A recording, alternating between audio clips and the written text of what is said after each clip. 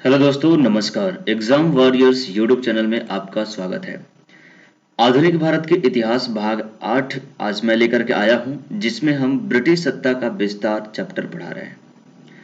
ये जो chapter British सत्ता का विस्तार है, इसके कुल 7 भाग हो चुके हैं और उन सभी 7 भागों में हमने कुल 20-20 प्रश्नों के एमसीक्यूज लेकर के आए थे।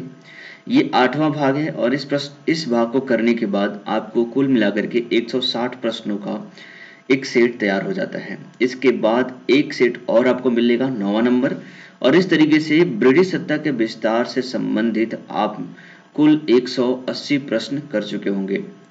ये सभी प्रश्न आपके आने वाले जो भी पेपर्स हैं, चाहे वो यूपीएससी हो, आरओ एआर हो, SSC, railway, banking, state PSC, CDS, NDA, जितने पेपर होते हैं जहां पर स्टैटिक जीके और जीके संबंधित प्रश्न पूछे जाते हैं, उन सभी जगहों पे ये प्रश्न काफ़ी ज़्यादा इम्पोर्टेंट हैं और ये प्रश्न पूछे जाते हैं। साथ में अपने जनरल नॉलेज और सामान्य ज्ञान को बूस्टअप करने के लिए ये सारे क्वेश्चंस काफ़ी इम्पोर्टेंट्स हैं, इसलिए आप इन प्रश्नों को ज़रूर सॉल्व किया करें।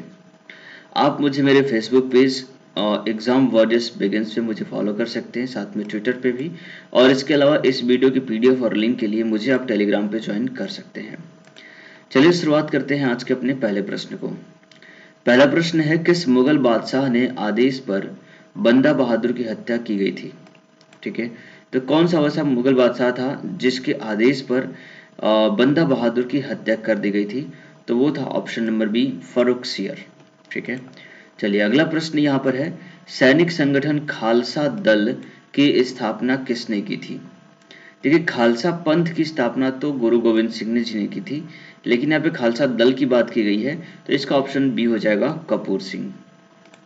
ठीक है, अगला प्रश्न यहाँ पर क्वेश्चन नंबर 3 है, जिसमें पूछा गया है, रणजीत सिंह ने अपने शासनकाल में अनेक विजयी युद्ध लड़े, उनके द्वारा विजित स्थानों को कालानुक्रम सजाइए। देखिए, रणजीत सिंह जो थे 1792 से लेकर के 1839 तक, लगभग 47 सालों तक ये शासक रहे थे, और इस कालानुक्रम में इन्होंने लाहौर, अमृतसर, कांगड़ा और कश्मीर जैसे स्थानों पर विजय हासिल की थी, और इनका कालानुक्रम भी इसी सीक्वेंस में है। तो ऑप्शन नंबर आपका ए जो है वो करेक्ट हो जाएगा। चलिए आगे देखते हैं, अगला प्रश्न है, रणजीत सिंह ने किस स्थान पर अधिकार करने के बाद महाराजा की उपाधि धारण की थी? है ना, तो किस युद्ध लड़ने के बाद उन्हें महाराजा की उपाधि मिली थी, यानी महाराजा रणजीत सिंह बने थे? तो ये ऑप्शन हो जाएगा ए, लाहौर। ठीक है, चलिए अगला प्रश्न है, रणजीत सिंह को किस विजय अभियान के फलस्वरूप जमजमा नामक तोप की प्राप्ति हुई थी?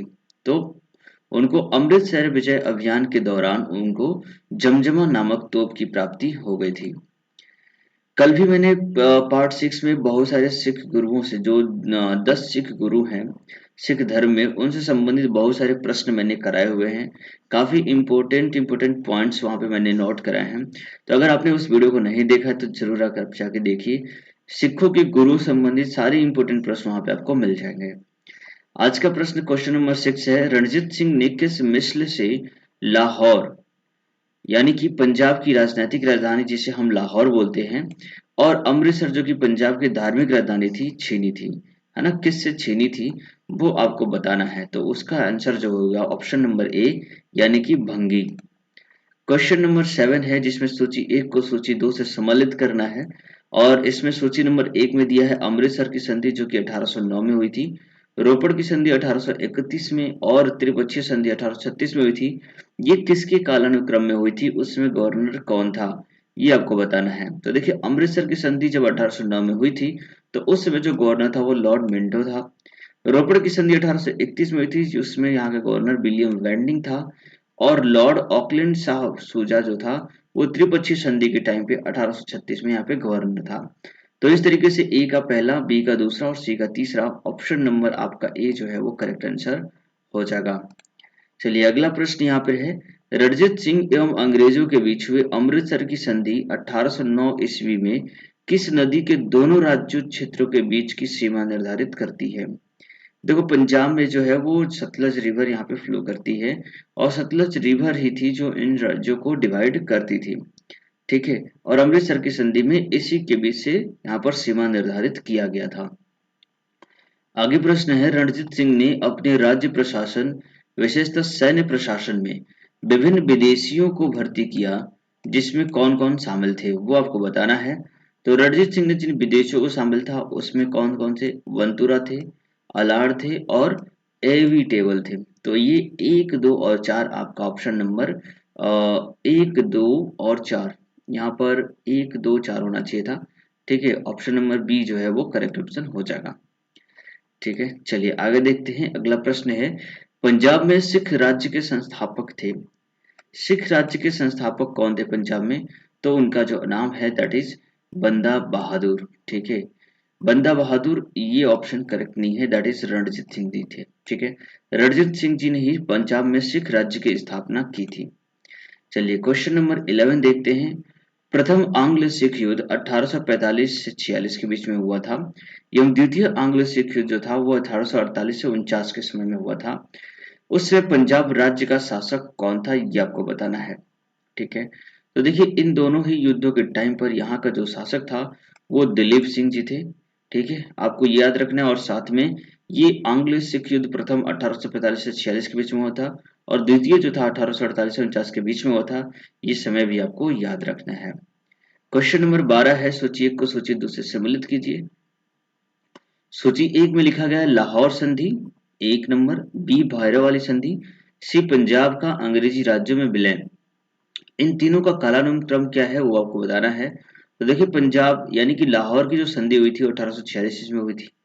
भैरव वालों की जो संधि हुई थी 1846 में ही हुई थी। और पंजाब राज्य अंग्रेजी राज्य में जो विलय हुआ था वो 1849 में हुआ था। तो इस तरीके से ए का पहला, बी का दूसरा और सी का तीसरा आंसर सही हो जाएगा, ऑप्शन नंबर बी। आगे देखते हैं। अगला प्रश्न यहाँ पर हम देखते हैं। क्वेश्चन नंबर 13 है, भारत के किस गवर्नर जनरल के समय में सिंध का विलय अंग्रेजी राज्यों में किया गया था, है ना। सिंध का विलय जो था 1843 में अंग्रेजी राज्य में किया गया था। उसमें भारत का गवर्नर जनरल कौन था इसके बारे में आपको बताना है। ठीक है, तो भारत का गवर्नर जनरल उस समय कौन था? तो लॉर्ड हार्डिंग था। ठीक है, ये आपका याद रखना है। चलिए आगे देखते हैं। अगला प्रश्न है, सिंध विजय का श्रेय किसे दिया जाता है? बिल्कुल, सिंध विजय किसके कारण हुआ था और किसे इसे दिया जाता है, तो उसका आपको आंसर करना है यहाँ पर। तो इसका जो आंसर हो जाएगा मैकाले, ऑप्शन नंबर ए जो है वो करेक्ट आंसर हो जाएगा। चलिए आगे देखते हैं। अगला प्रश्न है, वेलेस्ली की सहायक संधि स्वीकार करने वाले राज्यों को कालानुक्रम में सजाइए। देखिए वेलेस्ली ने सहायक संधि को काफी ज्यादा प्रमोट किया था और ये एक ऐसी संधि थी जिसमें ये था कि जो ब्रिटिश आर्मी थी वो जो राज्य हुआ करते थे, रियासत राज्य होते थे, उनकी यहाँ पर रक्षा करने के लिए सैनिक भेजा करते थे। यानी कि राज्यों की जो रक्षा की जिम्मेदारी थी वो ब्रिटिश गवर्नमेंट की हो जाती थी सहायक संधि के अनुसार। तो इस तरीके से वो राज्यों को अपने अंदर विलय भी करा लेते थे। तो इसमें सबसे पहला जो राज्य था जो सहायक संधि को स्वीकार किया था वो हैदराबाद था। उसके बाद मैसूर, उसके बाद तंजौर, फिर अवध और फिर पूना के पेशवा। इस तरीके से पहला, दूसरा, तीसरा, चौथा और पांचवा ऑप्शन नंबर ए जो है वो करेक्ट आंसर हो जाएगा।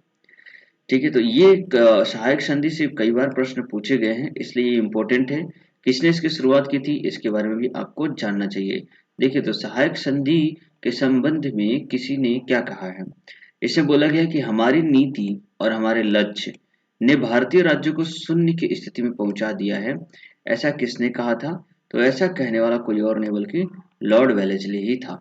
ठीक है, आगे प्रश्न है, सहायक संधि के संदर्भ में किसने कहा था स्थानीय राजाओं का अस्तित्व उसी दिन समाप्त हो गया जिस दिन कंपनी द्वारा सुरक्षित बने या कंपनी उनकी सहायक बनी, है ना। तो कंपनी ही राज्यों को सुरक्षा प्रदान करती थी या फिर कंपनी उनकी सहायता करती थी, लेकिन उनका उद्देश्य सहायता और सुरक्षा करना नहीं था बल्कि राज्य को हड़पना था। और इसकी वजह से कार्ल मार्क्स ने उन्हें ये कहा था कि जिस दिन उनकी सुरक्षा कंपनी के हाथों में गई उसी दिन से उनका अस्तित्व, राज्यों का अस्तित्व जो था वो समाप्त हो गया। आगे प्रश्न है, भारत में सहायक संधि का जन्मदाता या आविष्कारक कौन था? देखिए लॉर्ड वेलेस्ली ने इसको खूब सारा प्रसारित किया था और इसको अप्लाई किया था, लेकिन इसका जो जन्मदाता था वो डुप्ले था। ऑप्शन नंबर ए जो है करेक्ट आंसर होगा। क्वेश्चन नंबर 19 देखते हैं आज का, और इसमें पूछा गया है सहायक संधि को सुनिश्चित एवं व्यापक स्वरूप प्रदान करने वाला कौन था? तो वो था लॉर्ड वेलेस्ली। तो इस तरीके से सहायक संधि के बारे में मैंने काफी इंपॉर्टेंट प्रश्न आपको करा दिए हैं और ये बार बार पूछा जाता है, इसलिए आपको इसको जरूर याद रखें। तो आज का आखिरी प्रश्न है क्वेश्चन नंबर 20, जिसमें आपको सूची 1 को सूची 2 से सम्मिलित करना है। और सूची 1 में दिया गया है पिंडारियों का दमन, प्रथम आंग्ल बर्मा युद्ध, ठगों का दमन, मैकाले का शिक्षा नीति, है ना। इस टाइम पे कौन कौन से गवर्नर जनरल हुआ करते थे? तो देखिए, पिंडारियों का दमन हुआ था लॉर्ड हेस्टिंग के टाइम पे, प्रथम आंग्ल बर्मा युद्ध हुआ था लॉर्ड एमहर्स्ट के टाइम पे, ठगों का दमन विलियम बेंटिंग के द्वारा किया गया था, और मैकाले शिक्षा पद्धति विलियम बेंटिंग के द्वारा लाई गई थी। तो इस तरीके से ए का पहला, बी का दूसरा, सी का तीसरा और डी का चौथा ऑप्शन नंबर ए जो है आपका करेक्ट आंसर हो जाएगा।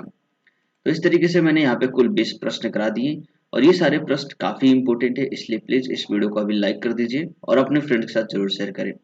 चैनल को सब्सक्राइब नहीं किया तो अभी आप सब्सक्राइब करिए और इस तरह के तमाम वीडियो जो न सिर्फ इतिहास से बल्कि भूगोल, राजनीतिक विज्ञान और साथ में विज्ञान के जो भी विषय हैं जैसे कि भौतिकी, रसायन शास्त्र और जीव विज्ञान, उनसे संबंधित भी बहुत इंपॉर्टेंट प्रश्न और इस तरीके से 20-20 प्रश्नों की श्रृंखलाओं को मैं लेकर के आता हूँ।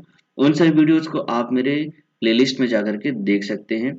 ठीक है, तो इस तरह से ये सारे वीडियोस काफी इंपॉर्टेंट हैं। आपका दिन शुभ रहे। जय हिंद, जय भारत।